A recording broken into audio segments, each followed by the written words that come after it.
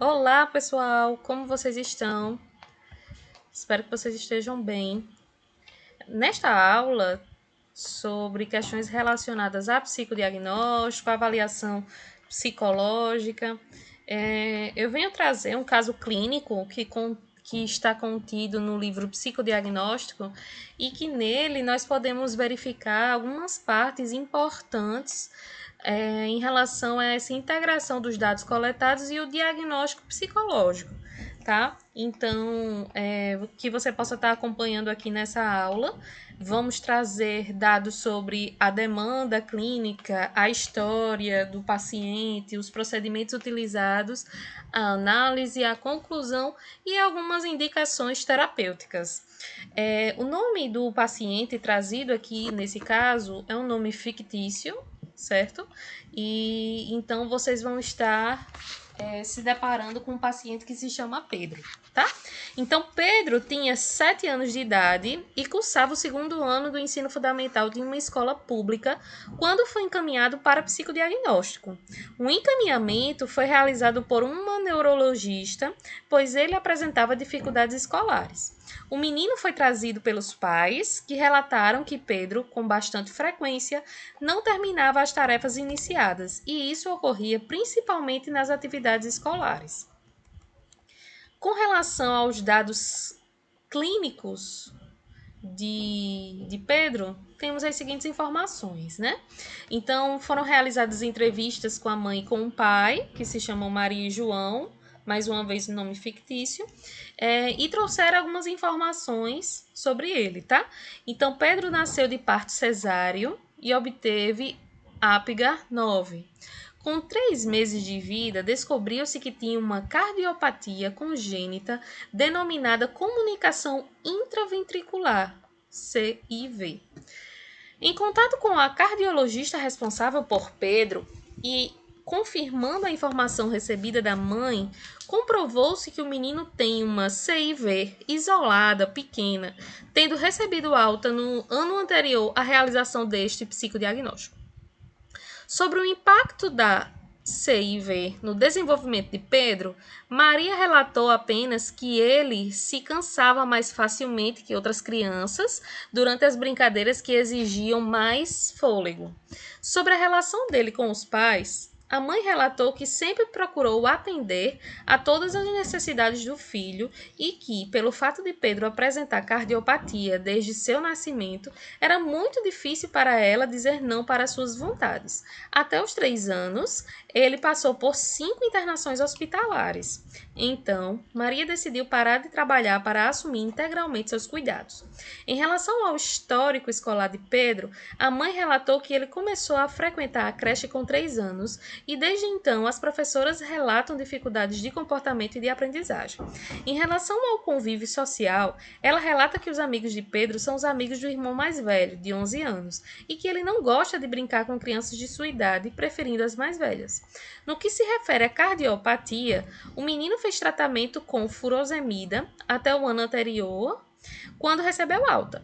Segundo o contato realizado com a cardiologista, sua CIV ainda existe, apesar de ser pequena. Pedro não tem restrições no que diz respeito às suas atividades de vida diárias. Como exercícios físicos e tarefas escolares, a neurologista suspeitava de uma imaturidade neurológica, requisitando diversos exames, entre os quais o psicodiagnóstico. Segundo ela, Pedro apresenta eletroencefalograma normal. Também aguardava a realização de audiometria pelo SUS. Então, né, de acordo com esse histórico e com a descrição da demanda, seguem os seguintes procedimentos. No processo de psicodiagnóstico de Pedro, diferentes técnicas foram realizadas nos 8 encontros, entre elas técnicas de observação do comportamento e testes psicológicos. Cada encontro teve duração de 1 hora. Foi realizada uma visita ao ambiente escolar de Pedro. Realizaram-se entrevistas com a mãe, em que ela respondeu ao questionário de problemas de comportamento para crianças. Foram realizadas sessões de hora do jogo com o paciente, utilizando computador e livros. Nas sessões com Pedro, além da aplicação da escala de inteligência Westley para crianças, para crianças, VISC 3. Diversas técnicas de observação do comportamento foram selecionadas para avaliar as suas funções neuropsicológicas, como orientação, atenção, percepção visual e de emoções em faces, memória verbal e visual, de trabalho ou operacional, episódica e semântica, habilidades aritméticas, linguagem oral, leitura e escrita, habilidades visoconstrutivas e funções executivas, além de tarefas de avaliação do desenvolvimento motor. Ainda foram realizados contatos telefônicos com a neurologista, a cardiologista, a psicopedagoga e sua antiga professora, e foi feita uma entrevista com a atual professora e a orientadora pedagógica da escola em que estuda. Por fim, foi realizada uma entrevista devolutiva com o pai e a mãe. Após esses instrumentos aplicados, né, as técnicas, esse documento aqui traz a análise de algumas áreas de Pedro. A primeira área é a área cognitiva. Durante a aplicação do VAIS 3, Pedro aceitou realizar todas as atividades, alternando entre momentos de desinteresse e motivação. Apesar de parecer estar ouvindo e entendendo as instruções, às vezes ele não acatava as regras. Por exemplo, durante a execução do subteste Códigos, o paciente realizou corretamente os itens de treino. Porém, mesmo após a repetição da orientação para que não pulasse nenhuma figura, a instrução foi ignorada até o fim do teste, perseverando em um estímulo gráfico. Já no subteste Arranjo de Figura, Pedro, mais uma vez, pareceu ignorar a instrução de contar as histórias a partir dos detalhes gráficos das figuras, preferindo contá-las do seu jeito. Esse comportamento pode ser indicativo de dificuldades de atenção, planejamento ou ainda de controle inibitório.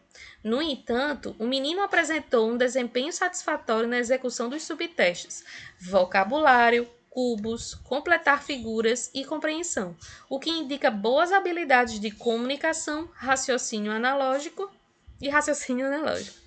Observou-se funcionamento cognitivo em nível médio, QI de execução e índice fatorial de organização perceptual. Observou-se funcionamento cognitivo em nível médio, QI de execução e índice fatorial de organização perceptual, e nível médio inferior, QI total, QI verbal e índice fatorial de compreensão verbal, na maioria dos índices. O desempenho foi em nível limítrofe nos índices fatoriais de resistência à distração, aritmética e cubos, e velocidade de processamento, código e procurar símbolos. Aqui a gente pode ver bem os resultados, né, dos subtestes relacionados ao teste padrão ouro da inteligência, que é o VISC 3, né? Com relação à análise da área neuropsicológica, o perfil neuropsicológico de Pedro corroborou os achados da avaliação cognitiva e indicou um desempenho sugestivo de déficit em diversas funções quando comparado à amostra normativa. Crianças de 7 anos, estudantes do segundo ano do ensino fundamental de escolas públicas, propostas por Salles e colaboradores. Ainda assim, destaca-se que o menino obteve um bom desempenho em uma das tarefas mais complexas da bateria, o SPAN de pseudopalavras, em que o examinando deve repetir oralmente uma sequência de pseudopalavras, o que indica boa capacidade em reter informações na memória de curto prazo, via componente fonológico. Seu desempenho também foi satisfatório na tarefa de compreensão oral, que avalia a capacidade de atribuir significado ao que é ouvido, ou seja, por input verbal. Pedro obteve bom desempenho na tarefa de processamento inferencial, em que frases de duplo sentido são apresentadas oralmente. Assim, o menino parece ter competência na construção de representações mentais a partir da aplicação de seus próprios conhecimentos, além de capacidade de abstração apropriada. Da mesma forma, o paciente obteve desempenho próximo do esperado na tarefa de fluência verbal semântica, que requer que o examinando gere nome de animais, indicando boa capacidade de emitir uma série de comportamentos dentro de uma estrutura de regras específicas na modalidade verbal. Já nas tarefas de percepção, apesar do bom desempenho obtido, destaca-se que elas são bastante fáceis e constituem tarefas para rastrear déficits severos. Em relação aos déficits na tarefa Go-No-Go auditiva, que avalia o controle inibitório pelas respostas de omissão e exige sustentação da atenção, Pedro obteve o seu pior desempenho. Apesar de conseguir executar o treino, não conseguiu realizar a tarefa, o que indica prejuízos nessas funções. Déficits importantes também foram percebidos em outras tarefas, como as de orientação, dizer o mês em que estamos e o lugar no qual a avaliação está sendo realizada, e nos diferentes componentes de memória e atenção.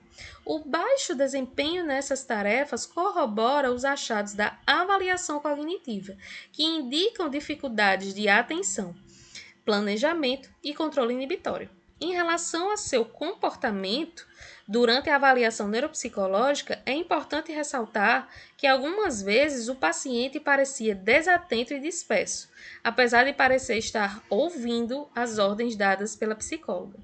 Pedro também não estava muito motivado e mostrou cansaço em certos momentos.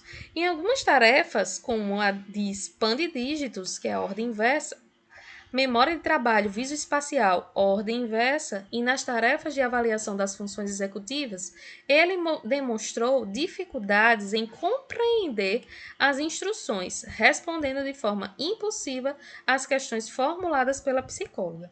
Reforçando as dificuldades de motricidades observadas durante a avaliação, Pedro também apresentou déficit na tarefa de cópia de figuras, que avalia as habilidades visoconstrutivas, ou seja, a forma como a criança opera sobre os dados visoperceptivos e visoespaciais. Destaca-se que todos os dados foram coletados por meio de tarefas e seus resultados devem ser tomados com cautela. Com relação à análise da área motora, de acordo com a atual professora de Pedro, o menino apresentou dificuldades de coordenação observadas quando ele segura o lápis, manuseia a tesoura e até mesmo quando corre durante a aula de educação física. A mãe confirma as dificuldades do filho e relata que Pedro só aceita as atividades propostas pela professora se elas forem do seu agrado. Na avaliação das capacidades motoras do paciente, realizaram-se tarefas específicas de avaliação da motricidade fina, conforme propostas por Rosa Neto. Mais uma vez, notaram-se dificuldades, confirmando as observações realizadas durante todo o processo de avaliação e as indicações dadas pela escola e pela mãe. As tarefas utilizadas foram desde atividades simples, como construir uma torre e uma ponte com pequenos cubos, 6 cubos de 2,5 centímetros, arremessar uma bola de 6 centímetros de diâmetro, fazer uma bolinha com um quadrado de papel de seda, usando somente uma mão, e enfiar uma linha em uma agulha, linha número 60, e agulha de costura 1 centímetro por 1 milímetro. Até atividades mais complexas, como dar um nó em um cordão de sapatos de 45 centímetros. As dificuldades de Pedro ficaram evidentes principalmente nas duas últimas tarefas citadas. Mais uma vez, por se tratar de tarefas, os dados coletados devem ser interpretados com cautela. Com relação à área social e de comportamento, ao longo das sessões, Pedro não demonstrou resistência em permanecer sozinho e envolver-se nas brincadeiras e na maioria das atividades propostas pela psicóloga. Além disso, após a separação breve em função das consultas, ele buscava contato e apoio com a mãe, comportamento que indica um bom vínculo afetivo entre eles. Durante a avaliação, evidenciou-se a necessidade de interação de Pedro com outras crianças. Segundo o relato de Maria, em razão dos cuidados com a saúde do menino, não existiu ao longo do seu desenvolvimento muito estímulo para que brincasse na casa de colegas, por exemplo.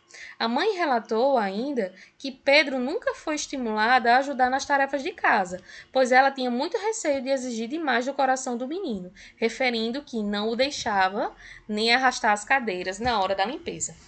Na avaliação do comportamento de Pedro, a partir do questionário de problemas de comportamento de Bardan, respondida por Maria, observaram-se problemas do tipo tanto externalizantes quanto internalizantes.